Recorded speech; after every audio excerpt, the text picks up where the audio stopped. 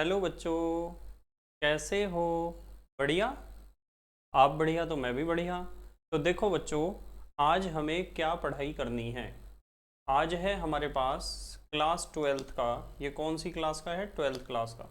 Class twelfth का, ये देखो क्लास ट्वेल्थ का शॉर्ट नोट्स का वीडियो नंबर 22। तो बेटे ये क्लास ट्वेल्थ का बोर्ड एग्ज़ाम के लिए शॉर्ट नोट्स का 22वां वीडियो है।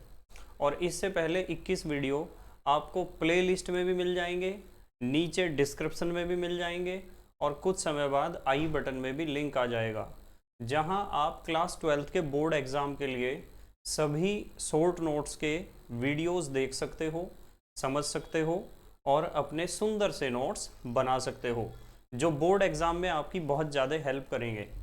इसी के साथ साथ आपको नीचे डिस्क्रिप्शन में पीडीएफ नोट्स का लिंक भी मिल जाएगा, और आप पीडीएफ नोट्स के लिए टेलीग्राम पर भी सर्च कर सकते हो KMD सहारनपुर। तो देखते हैं आज का हमारा टारगेट क्या है। आज हमें पढ़ना है, देखो क्या पढ़ना है हमें, उपसह संयोजक यौगिक का पार्ट नंबर 2। तो आज हमें उपसह संयोजक यौगिक का दूसरा पार्ट करना है। और उपसह संयोजक यौगिक का दूसरा पार्ट करने के लिए आपको इसका पहला पार्ट जरूर आना चाहिए। जो बच्चे रेगुलर शॉर्ट नोट्स के वीडियो देख रहे हैं उन बच्चों को बिल्कुल भी प्रॉब्लम नहीं होगी, और जो बच्चे शॉर्ट नोट्स के वीडियो नहीं देख रहे हैं, समझ रहे हैं, नहीं ना तो देख रहे हैं और ना तो समझ रहे हैं, उन्हें प्रॉब्लम होने वाली है। ठीक है, ये शॉर्ट नोट्स आपके लिए बहुत कारगर सिद्ध होते हैं। बोर्ड एग्जाम से पहले बहुत तेजी से आप किसी भी दिन पूरी केमिस्ट्री का रिवीजन कर सकते हो शॉर्ट नोट्स के द्वारा। देखो, हमें आज सबसे पहले पढ़ना है, सबसे पहले हमें क्या पढ़ना है?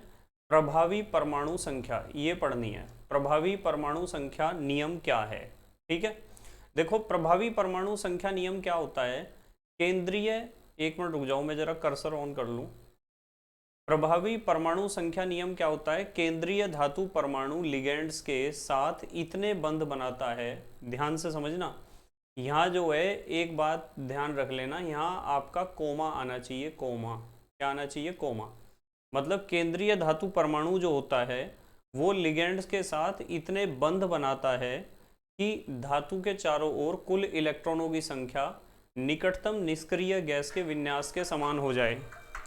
किसके समान हो जाए? निकटतम निष्क्रिय गैस के विन्यास के समान हो जाए। मतलब जो उपसह संयोजक यौगिक होते हैं ना, उपसह संयोजक यौगिक में जो केंद्रीय परमाणु होता है वो केंद्रीय परमाणु लिगेंड्स के साथ इतने बॉन्ड बनाएगा कि, कितने बॉन्ड बनाएगा? इतने बॉन्ड बनाएगा कि उसके चारों ओर, यानी धातु के चारों ओर कुल इलेक्ट्रॉनों की संख्या निकटतम निष्क्रिय गैस के विन्यास के समान हो जाए। ध्यान रखोगे ना, कभी कभी एग्जाम में ये क्वेश्चन पूछ लिया जाता है, इसलिए मैं बता रहा हूँ, इंपॉर्टेंट है, तो इसलिए आप इसे नियम को याद रखोगे। उसके बाद हम बात करते हैं नेक्स्ट, उपसह संयोजक यौगिकों के IUPAC नाम लिखने के नियम। कि उपसह संयोजक यौगिकों के IUPAC नाम किस तरीके से लिखे जाते हैं। और ये बात बिल्कुल पक्की है कि ये बहुत ही ज़्यादा इम्पॉर्टेंट क्वेश्चन है, बहुत ही ज़्यादा। मतलब ये बात बिल्कुल पक्की है कि एग्ज़ाम में इसमें से क्वेश्चन तो आएगा ही आएगा, बिल्कुल भी ऐसा नहीं हो सकता है कि इसमें से क्वेश्चन ना आए। देखो इसमें हमें सबसे पहले क्या सीखना है? सबसे पहले सीखना है आयनों का नामकरण क्रम। हमेशा ध्यान रखना है कि पहले तो आपको लिखना है धनायन का नाम। पहले किसका नाम लिखना होता है? धनायन का। और फिर लिखना होता है ऋणायन का नाम। पहले धनायन का नाम लिखना होता है, फिर लिखना होता है ऋणायन का नाम। और जब भी कोई सूत्र दिया होता है ना उपसह संयोजक यौगिक का, तो उपसह संयोजक यौगिक के सूत्र में हमेशा पहले धनायन वाला हिस्सा दिया होता है और फिर बाद में दिया होता है ऋणायन वाला हिस्सा। ये बात भी बिल्कुल पक्की है। अब देखो, आपको पता चल गया कि आयनों के नामकरण का क्रम क्या होता है। पहले हमें लिखना है धनायन का नाम और फिर हमें लिखना है किसका नाम? ऋणायन का नाम। ये बात आपको पता चल गई। चलो खैर आगे चलते हैं। अब धनायन और ऋणायन का तो आपको पता चल गया। अब हमें सीखना है लिगेंड्स का। देखो ये है लिगेंडों के नाम। लिगेंडों के नाम सीखने के लिए आपको पता है कि 3 तरह के लिगेंड्स होते हैं। एक तो लिगेंड होता है आपका ऋण आवेशित लिगेंड। तो यहाँ लिगेंडों के नाम पे ध्यान दो जरा। इसमें सबसे पहले है ऋण आवेशित लिगेंड्स की बात करेंगे।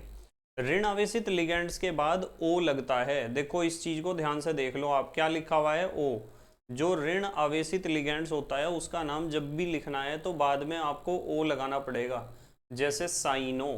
ठीक है, देखो साइनाइड कैसा होता है, साइनाइड ऐसा ही तो होता है, CN नेगेटिव, ऐसा होता है। तो ये एक ऋण आवेशित लिगेंड है। जो ऋण आवेशित लिगेंड, या आप ऋण आयनिक लिगेंड भी कह सकते हो, ऋण आवेशित लिगेंड भी कह सकते हो, आपके ऊपर है कि आप क्या कहते हो उसे। तो ये एक ऋण आवेशित लिगेंड है, और ऋण आवेशित लिगेंड का नाम लिखते समय आपको ध्यान रखना है कि बाद में क्या लगेगा, ओ लगेगा। ये लिखा हुआ है ओ, तो इसलिए CN नेगेटिव का नाम हम क्या लिखते हैं, साइनो लिखते हैं। क्या लिखते हैं, साइनो। ठीक है, उसके बाद ये लिखा हुआ है क्लोराइडो। क्लोराइडो क्योंकि Cl क्या होता है, Cl नेगेटिव, तो ये भी एक ऋण आवेशित लिगेंड है। तो इसका नाम लिखते समय भी आप बाद में ओ लगाओगे, जैसे फ्लोराइडो, क्लोराइडो, ब्रोमाइडो, साइनो, नाइट्रो, नाइट्राइटो, ऑक्सीलेटो। ठीक है, और जो धनात्मक लिगेंड हैं, धनात्मक लिगेंड हो या फिर उदासीन लिगेंड हो, भाई चाहे तो कोई उदासीन लिगेंड हो, चाहे तो कोई धनात्मक लिगेंड हो, तो उदासीन और धनात्मक लिगेंड के नाम आप ज्यों के त्यों लिखते हो, इसमें कोई चेंज आपको नहीं करना है। तो यहाँ लिखा हुआ है उदासीन लिगेंड का नाम ज्यों का त्यों, जैसे H2O का नाम क्या है, एक्वा। H2O का नाम क्या है, एक्वा। एक मिनट रुक जाओ जरा, पहले मैं इसे मिटा दूं।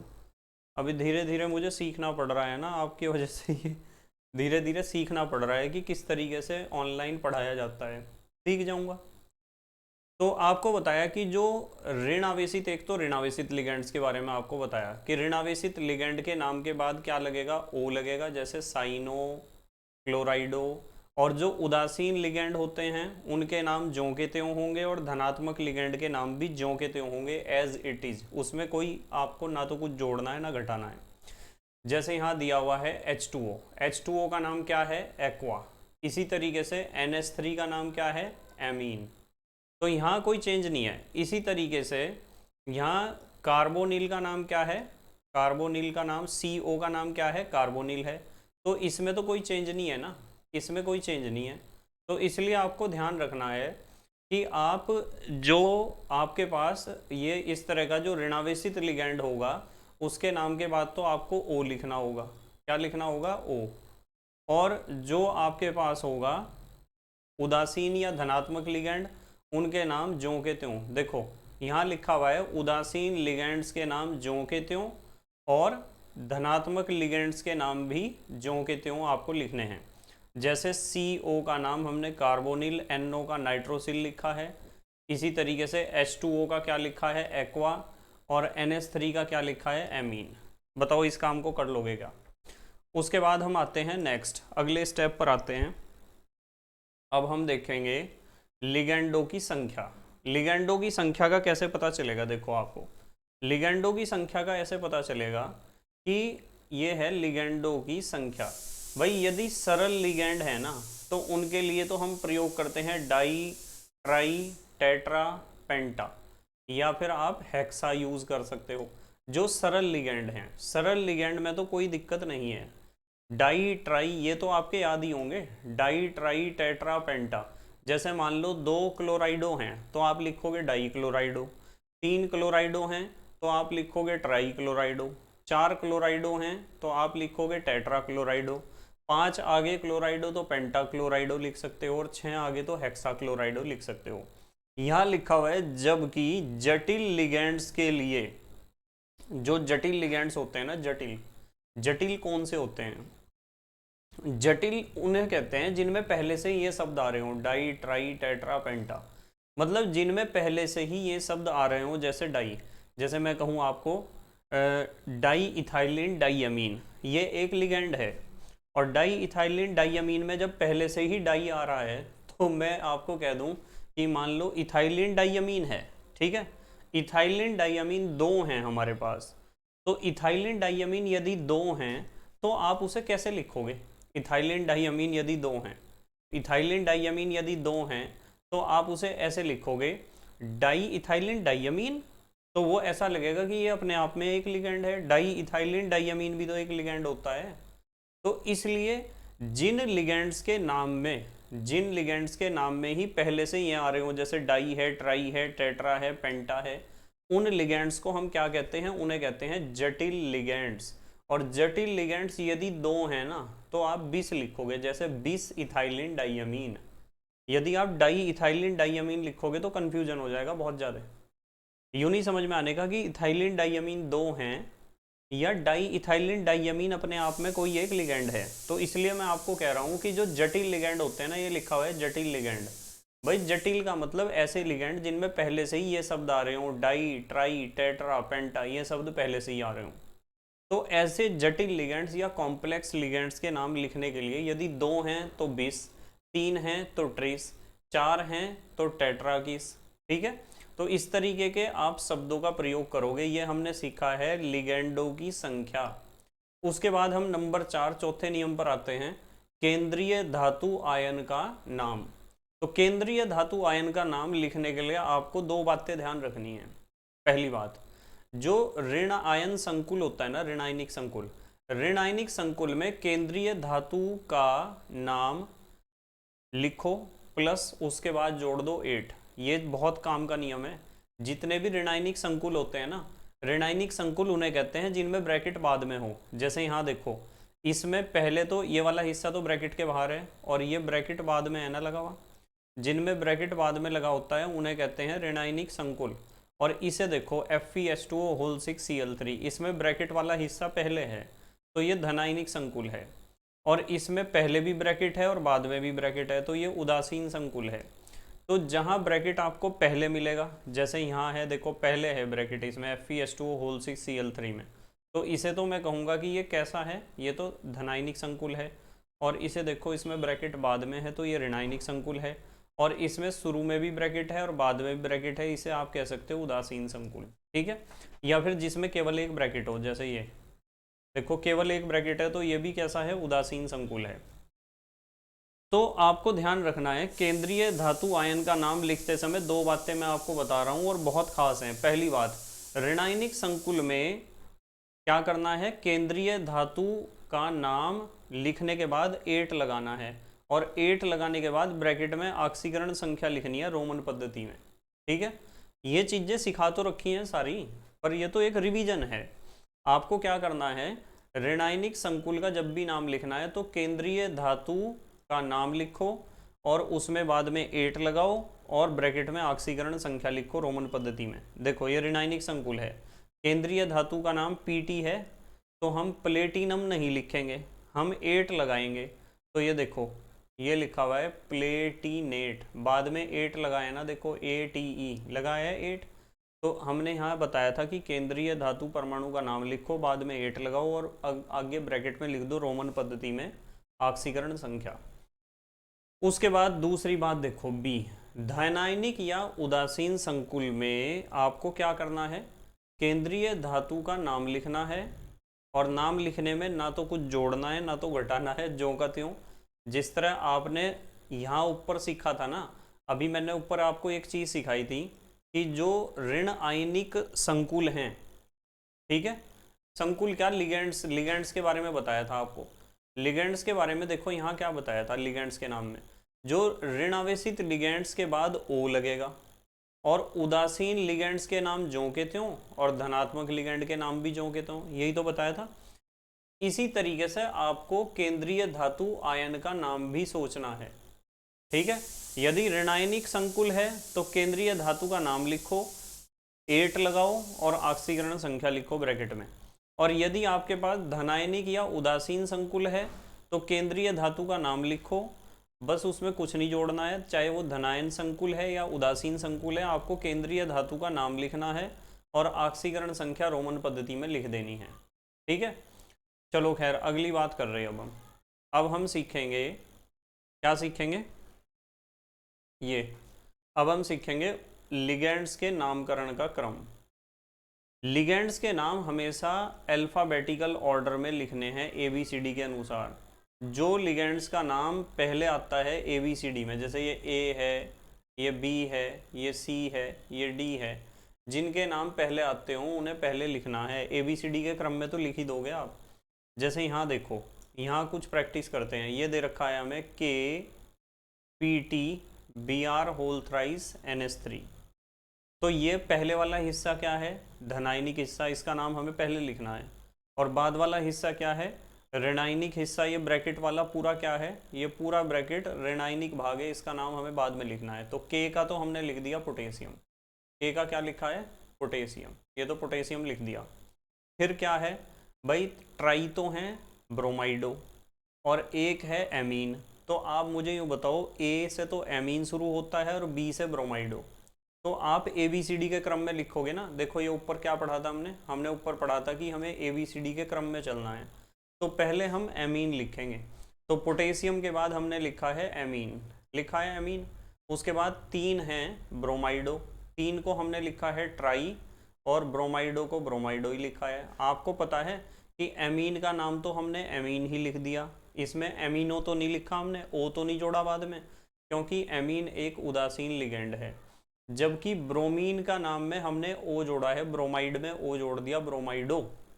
ब्रोमाइडो इसलिए लिखा है क्योंकि ब्रोमाइड एक ऋण आवेशित लिगेंड है, ठीक है। और प्लेटिनेट, अब यहाँ बच्चे कंफ्यूज होते हैं कि सर यहाँ जो है इसका प्लेटिनम का नाम आपने प्लेटिनम ही क्यों नहीं लिखा, आपने यहाँ बाद में 8 क्यों जोड़ दिया है। ये क्या जोड़ा हमने, 8 जोड़ दिया ना। क्यों जोड़ा हमने 8, इसलिए जोड़ा क्योंकि जब आप इस संकुल की शकल ध्यान से देख रहे हो ना, तो यहाँ आपको एक बात नजर आ रही है कि ब्रैकेट वाला हिस्सा बाद में है। और यदि ब्रैकेट वाला हिस्सा बाद में है, इसका मतलब ये ऋणायनिक संकुल है। और ऋणायनिक संकुल में जब भी केंद्रीय धातु का नाम, परमाणु का नाम हम लिखते हैं, तो बाद में उसमें क्या जोड़ते हैं, 8 जोड़ते हैं, इसलिए हमने ये जोड़ा है, ठीक है। तो इस तरीके से आपको प्रैक्टिस होनी चाहिए, इस चीज़ की प्रैक्टिस आपको होनी बहुत ज़रूरी है। इसी तरीके से देखो, चलो इसे, मतलब ये बात बिल्कुल पक्की है, मैं बता रहा हूँ दोबारा भी आपको कि एग्जाम में जिस तरह के ये नाम दे रखे हैं ना, इस तरह के नाम आएंगे लिखने के लिए एग्जाम में, पक्की बात है बिल्कुल। अब है AgNH3 होल ट्वाइस और AgCN होल ट्वाइस। ये पहले भी ब्रैकेट है और बाद में भी ब्रैकेट है, ना तो ये धन आयनिक संकुल है या ना तो ये धनावेशित संकुल है। धनावेशित संकुल होता तो ब्रैकेट सिर्फ पहले होता, और ना तो ये ऋणावेशित संकुल है। यदि ऋणावेशित संकुल होता तो ब्रैकेट इसमें बाद में होता। अब इसमें पहले भी ब्रैकेट है, बाद में भी ब्रैकेट है, इसका मतलब ना तो ये धनावेशित संकुल है ना तो ऋणावेशित संकुल है, ये तो एक उदासीन संकुल है। तो आपको क्या करना है, पहले इसका नाम लिख दो और फिर इसका नाम लिख दो। कितने एमीन है इसमें, 2 हैं, तो हमने लिख दिया डाई एमीन। और ये क्या है, सिल्वर, ये लिख दिया सिल्वर। ऑक्सीडेशन नंबर इसकी फर्स्ट कैसे आई है मैं अभी बता दूंगा आपको कि यहाँ फर्स्ट क्यों लिखा है हमने। अब इसे देखो दूसरे ब्रैकेट को, यहाँ क्या है, यहाँ है डाई साइनो कह दो या साइनाइडो कह दो, कुछ भी कह सकते हो आप, डाई साइनो कह दो या साइनाइडो, ये लिख दिया हमने यहाँ डाई साइनो। और यहाँ हमने सिल्वर नहीं लिखा है, इसका नाम क्या लिखा है, अर्जेंटेट, और ऑक्सीडेशन नंबर फर्स्ट। तो सबसे पहला क्वेश्चन तो आपके दिमाग में आ रहा होगा कि सर ये जो पहले ब्रैकेट वाला Ag है, सिल्वर है, इसका नाम तो आपने लिख दिया सिल्वर, ठीक है। और ये जो दूसरे ब्रैकेट वाला Ag है, इसका नाम आपने लिख दिया अर्जेंटेट। मतलब ये था तो ये भी सिल्वर और था तो ये भी सिल्वर, तो आपने इसका नाम सिल्वर और इसका नाम अर्जेंटेट क्यों लिखा है। कारण बताऊं क्या है, कारण ये है कि यदि आप देखते हो इसे, ये पहले वाला ब्रैकेट है, यानी इस ब्रैकेट को मैं धन आयनिक हिस्सा मानूंगा, इस उपसह संयोजक परिसर या उपसह संयोजक मंडल को मैं धनावेशित मानूंगा, और धनावेशित संकुल में जो केंद्रीय परमाणु है उसका नाम ज्यों का त्यों लिखा जाता है, इसलिए इसका सिल्वर का नाम हमने ज्यों का त्यों लिखा है सिल्वर। और बाद वाला ब्रैकेट है तो इसे हम मानेंगे ऋण आवेशित संकुल, ठीक है। और ऋण आवेशित संकुल में जो ये केंद्रीय परमाणु होता है ना, इस केंद्रीय परमाणु का नाम लिखते समय बाद में 8 जोड़ते हैं, ATE। तो यदि मैं सिल्वर में 8 जोड़ता तो सिल्वरेट, बड़ा अजीब लगता आपको सिल्वरेट। तो आपको पता है सिल्वर का असली नाम तो अर्जेंटम ही है, जब ही तो इसका संकेत Ag है। तो इसलिए हमने यहाँ क्या लिख दिया है, अर्जेंटेट। क्या लिख दिया है, अर्जेंटेट लिख दिया है। बताओ समझ में आ रही क्या बात, आ रही होगी समझ में, उम्मीद है समझ में आ रही होगी आपके। चलो खैर, अब आते हैं यहाँ हमारे पास है ये तो। अब हाँ, एक चीज़ तो रह ही गई, अभी एक चीज़ रही है हमारी, क्या रही है कि सर ये ऑक्सीडेशन नंबर तो बताओ कि यहाँ 1 और यहाँ 1 कैसे आया है ऑक्सीडेशन नंबर। अब मैं इस चीज़ को ही समझाऊंगा आपको। देखो ये सिल्वर है और ये भी सिल्वर है। कितने सिल्वर हैं? 2 सिल्वर हैं पूरे कंपाउंड में। तो मैंने यहाँ मान लिया कि 2 हैं हमारे पास सिल्वर, और सिल्वर का ऑक्सीडेशन नंबर हमने मान लिया x प्लस 2 तो सिल्वर हैं x वाले, प्लस 2 NH3 हैं, 2 हैं NH3। NH3 तो उदासीन है, इसके ऊपर तो कोई आवेश नहीं, तो इसका ऑक्सीडेशन नंबर 0 ही होगा। प्लस लिखने की प्रैक्टिस हो जाएगी धीरे धीरे मुझे। और 2 हैं साइनाइडो या साइनो। तो आपको पता है कि साइनाइड के ऊपर एक इकाई ऋणावेश होता है, इसलिए साइनाइड का ऑक्सीडेशन नंबर होता है -1। ठीक है, देखो सबको पता है साइनाइड का संकेत कैसा होता है, ऐसा होता है ना CN और इसके ऊपर एक ऋणावेश, ऐसा ही तो होता है। देखो यहाँ समझा रहा हूँ मैं, इधर देख रहे हैं ना आप, ऐसा होता है साइनाइड। तो किसी आयन के ऊपर जितना आवेश होता है ना वही उसका ऑक्सीडेशन नंबर होता है। इसलिए सिल्वर कितने हैं? 2, हमने 2x मान लिया। और 2 एमीन है, एमीन का ऑक्सीडेशन नंबर 0 है क्योंकि NH3 के ऊपर कोई आवेश नहीं होता है, इसके ऊपर कोई आवेश तो नहीं है। और 2 हैं साइनाइडो, तो हमने साइनाइड का ऑक्सीडेशन नंबर मान लिया -1 क्योंकि साइनाइड के ऊपर होता है -1 चार्ज। इज इक्वल टू करके आप लिख दोगे 0। अब देखो ये तो 0 हो गया, इसे तो लिखने की कोई ज़रूरत ही नहीं है। हमारे पास यहाँ क्या बचा है? 2x बचा है, प्लस ये है, ये तो 0 हो गया, लिखना चाहो लिख दो, नहीं तो वैसा आपको पता ही है, प्लस माइनस माइनस और 2 एकम 2 इज इक्वल टू 0। अब देखो क्या होगा, इसे तो मैं लिखने का नहीं, माइनस के 2 को इधर लेके जा रहा, मैं प्लस का 2 कर दूंगा। तो ये हो जाएगा 2x इज इक्वल टू 2, और ये कट गया 2 एकम 2, तो x की वैल्यू कितनी आई? 1। इसका मतलब इस सिल्वर का ऑक्सीडेशन नंबर भी 1 है और इस सिल्वर का ऑक्सीडेशन नंबर भी 1 है। इस तरीके से ऑक्सीडेशन नंबर हम निकालते हैं। और ऑक्सीडेशन नंबर निकालना वैसे जब इस चैप्टर को फ्रेशली मैंने आपको पढ़ाया था तो वहाँ तो सिखाया ही था। यदि आपको बीच बीच में लगता है ना कि आपको स्क्रीनशॉट ले लेना चाहिए तो ले लिया करो, बीच में वीडियो को पॉज करके स्क्रीनशॉट ले लिया करो। ठीक है, तो ये हो गया, ये बहुत इंपॉर्टेंट है भाई। देखो मैं बता रहा हूँ आपको, फिर भी बार बार बता रहा हूँ, बहुत इंपॉर्टेंट है। देखो मैंने आपको क्या बताया है, एक तो ये बताया है KPtBr3NH3 potassium amine tri bromido platinate second. अब कुछ बच्चे यहाँ इसलिए भी कंफ्यूज होते हैं, कहते हैं कि सर ये नाम हम इंग्लिश में लिख रखे हैं आपने, आप हिंदी में लिख लो ना। पोटेशियम हिंदी में तो लिख ही लोगे, एमीन लिख लोगे हिंदी में, ट्राई लिख लोगे, ब्रोमाइडो लिख लोगे, प्लेटिनेट लिख लोगे, ऑक्सीडेशन नंबर इसकी सेकंड है। अच्छा बता सकते हो आप, इस चीज़ को बता सकते हो कि यहाँ जो है केंद्रीय परमाणु प्लेटिनम की ऑक्सीकरण संख्या हमने 2 क्यों लिखी है? बता सकते हो क्या? ऑक्सीकरण संख्या निकालनी आनी चाहिए आपको। देखो मैं बताता हूँ कैसे लिखी है, यहीं कर देंगे चलो इसे भी। ये पोटेशियम है, पोटेशियम का ऑक्सीडेशन नंबर कितना होता है? +1, ये तो हो गया पोटेशियम का। और 3 है ब्रोमाइडो, तो प्लस करके मैं लिखूंगा 3 ब्रोमाइडो। ब्रोमीन के ऊपर कितना होता है? ब्रोमीन के ऊपर होता है -1 आवेश, तो इसकी ऑक्सीकरण संख्या भी -1 होगी। और एक NH3 है, तो NH3 का ऑक्सीडेशन नंबर तो 0 होता है क्योंकि इसके ऊपर कोई आवेश ही नहीं है, इज इक्वल टू पूरे यौगिक का कुल ऑक्सीकरण संख्या 0 मानेंगे हम। तो देखो ये तो हो गया प्लस का 1, ये तो ज्यों का त्यों है, प्लस और माइनस ये हो जाएगा माइनस, और 3 एकम 3 ये हो गया 3 इज इक्वल टू 0। तो ये हो गया -3 प्लस के कितना हुआ? -3 प्लस का 1, तो क्या बचेगा? -2। ठीक है, तो इसका मतलब ये हो गया कि ये -2 है।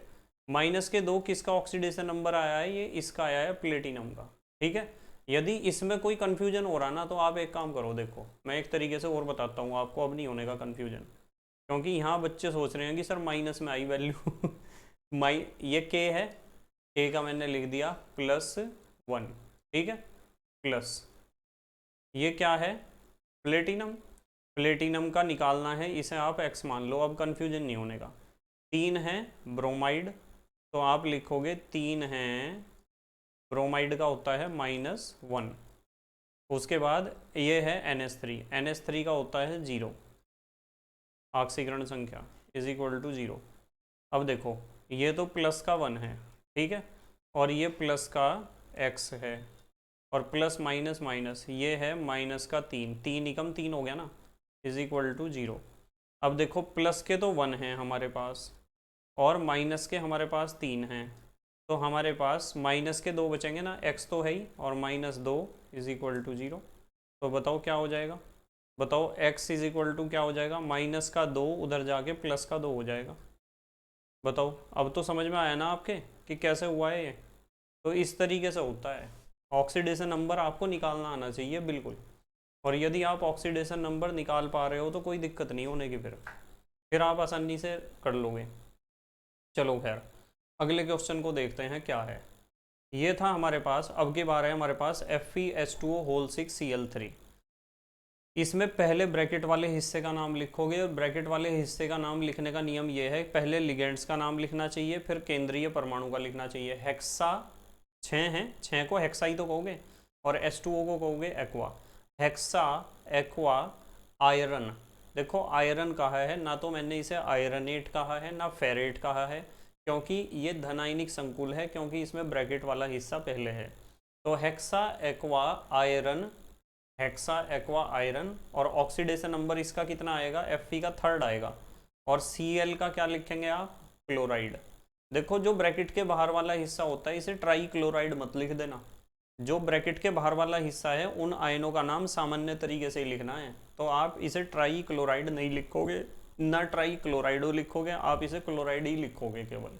ठीक है, अब देखो यहाँ भी यदि मैं आपको पूछ लूँ कि यार Fe का ऑक्सीडेशन नंबर बताओ कैसे निकलेगा, तो Fe का ऑक्सीडेशन नंबर, Fe को तो ऑक्सीडेशन नंबर आप मान लो x प्लस 6 है एक्वा, 6 हैं जल के अणु, और जल का ऑक्सीडेशन नंबर कितना होता है 0, प्लस 3 है Cl, 3 है Cl, और Cl के ऑक्सीकरण संख्या कितनी होती है -1, पता है ना आपको, इज इक्वल टू 0।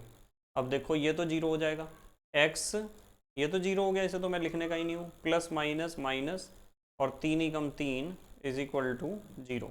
माइनस का 3 उधर जाके प्लस का 3 हो जाएगा, x इज इक्वल टू +3, लो +3 हो गया।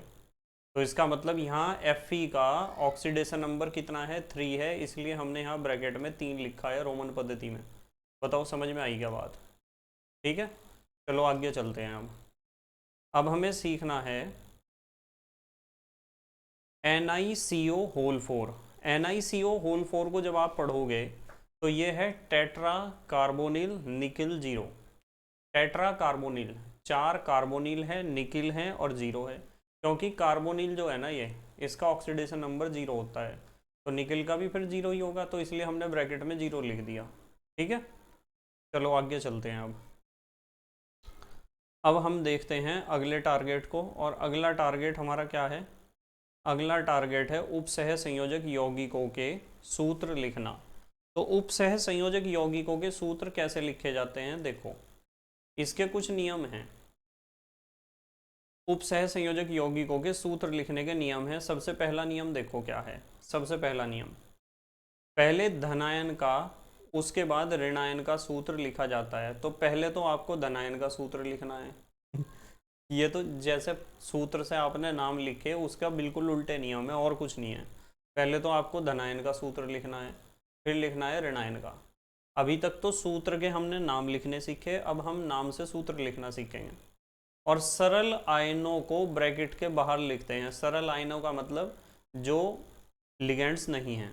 उसके बाद तीसरा नियम देखो, ब्रैकेट में सबसे पहले केंद्रीय धातु परमाणु का संकेत लिखकर उसके बाद लिगेंड्स को लिखते हैं। पहले तो आपको केंद्रीय धातु परमाणु का संकेत लिखना है, सबको पता है, जैसे ये पहले लिखा हुआ है, लिगेंड्स उसके बाद में लिखे हुए हैं। ठीक है, तो ब्रैकेट में सबसे पहले केंद्रीय धातु परमाणु का संकेत लिखना है, और उसके बाद आपको लिखना है लिगेंड्स के लिए। ठीक है, अब आ जाओ आप नंबर ए पर। लिगेंड्स के नाम लिखने के कुछ नियम हैं। पहला नियम ए से हमने लिखा है, लिगेंड्स को उनके दाता परमाणु के अंग्रेजी वर्णमाला के क्रम में लिखा जाता है।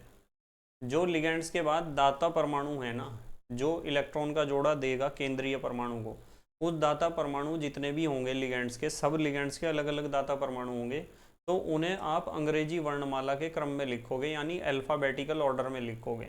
ठीक है, इस चीज़ पे ध्यान दो। ठीक है, अंग्रेजी वर्णमाला का क्रम, ये मेन चीज़ है, ये अंग्रेजी वर्णमाला का क्रम। तो अंग्रेजी वर्णमाला के क्रम में आपको लिखना होगा ABCD के क्रम में। ठीक है, अच्छा उसके बाद अगली बात करते हैं, चलो। अब उसके बाद है लिगेंड्स का दाता परमाणु पहले लिखा जाता है। मतलब लिगेंड जब भी कोई लिखोगे तो उसका दाता परमाणु पहले लिखना है। ठीक है, जैसे आपने मान लो साइनाइड लिखा है तो साइनाइड को C पहले लिखो, N बाद में लिखो, क्योंकि C वहाँ दाता परमाणु है। C क्या है? दाता परमाणु। चलो अगली बात करते हैं। ये तो हो गया। अब इसे देखो जरा, ये है नंबर 4। नंबर 4 है संकुल आयन को एक वर्गाकार कोष्ठक में बंद कर देते हैं। संकुल आयन को हम बंद करते हैं वर्गाकार कोष्ठक में, जैसे कि यहाँ ये संकुल आयन है, ये संकुल आयन है और ये भी संकुल आयन है। वर्गाकार कोष्ठक में आपने बंद कर रखा, जिसे आप कहते हो बड़ा ब्रैकेट। नंबर 4, धातु की ऑक्सीकरण अवस्था सूत्र में नहीं लिखते हैं। सूत्र में कभी भी आपको ये ऑक्सीडेशन नंबर केवल नाम में ही लिखा जाता है, सूत्र में नहीं। नंबर 6, संकुल आयन पर आवेश जो होता है वो धातु की ऑक्सीकरण अवस्था प्लस लिगेंड्स पर उपस्थित कुल आवेश। इस तरीके से आप आवेश दिखा सकते हो यदि आपको दिखाना हो, वैसे दिखाने की कोई ज़रूरत नहीं है। अब ये कुछ एग्जाम्पल देखते हैं, चलो इन एग्जाम्पल्स को डिस्कस करेंगे। चलो इन एग्जाम्पल्स को डिस्कस करेंगे। सबसे पहले बात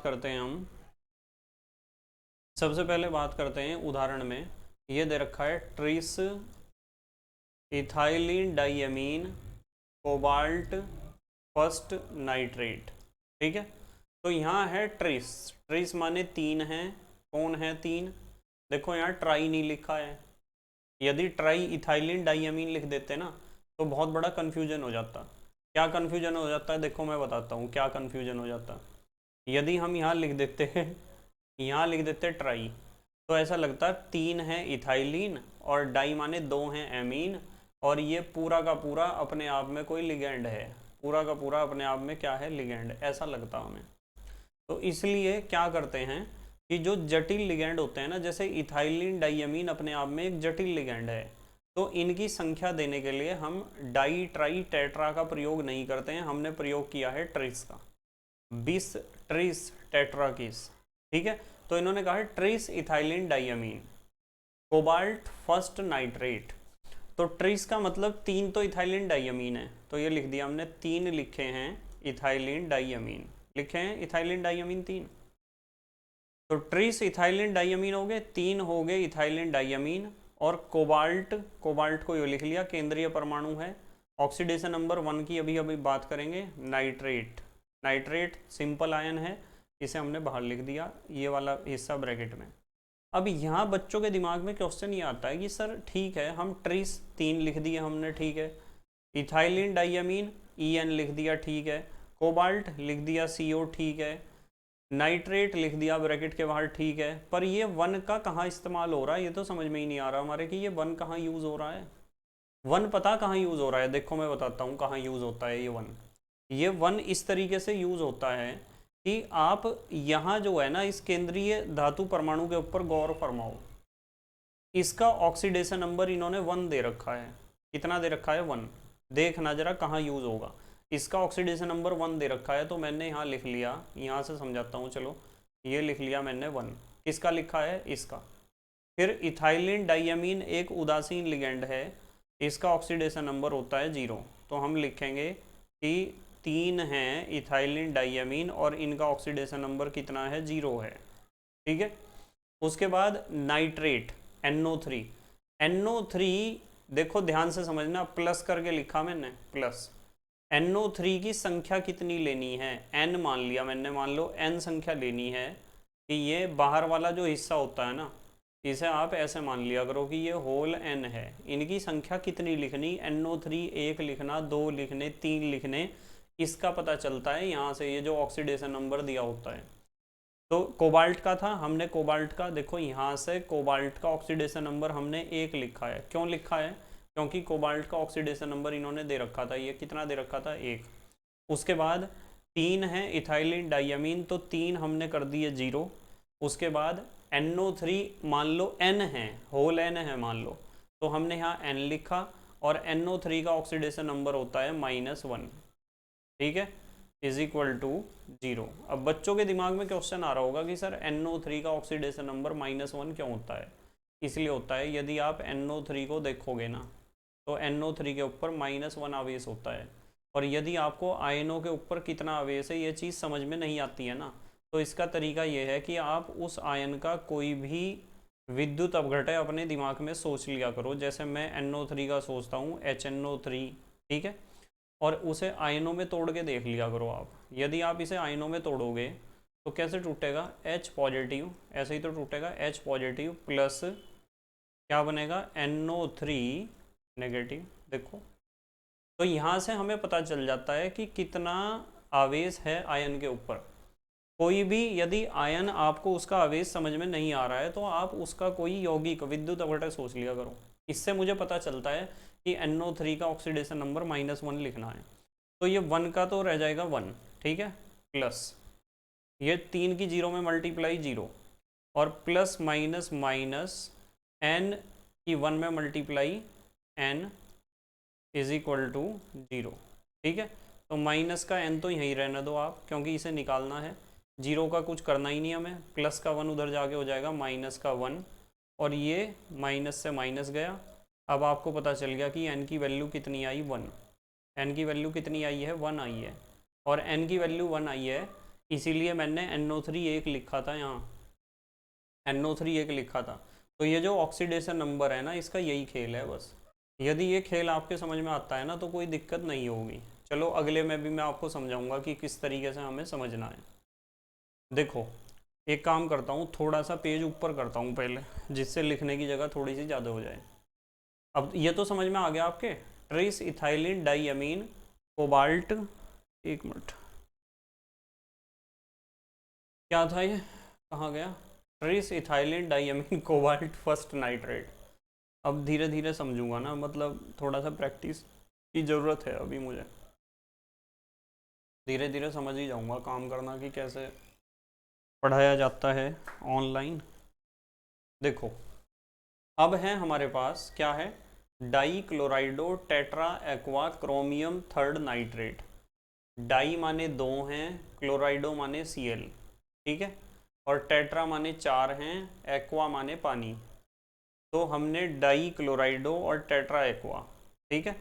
अब देखो, कुछ बच्चे सोच रहे होंगे कि सर ये तो डाई क्लोराइडो तो पहले दे रखा था, आपने लिख दिया बाद में। तो मैं आपको एक गहरी बात बताता हूँ, ये जो है ना बोर्ड एग्जाम का क्वेश्चन है, जो मैंने यहाँ जितने भी मैंने एग्जाम्पल ले रखे हैं बोर्ड एग्जाम के हैं आए हुए।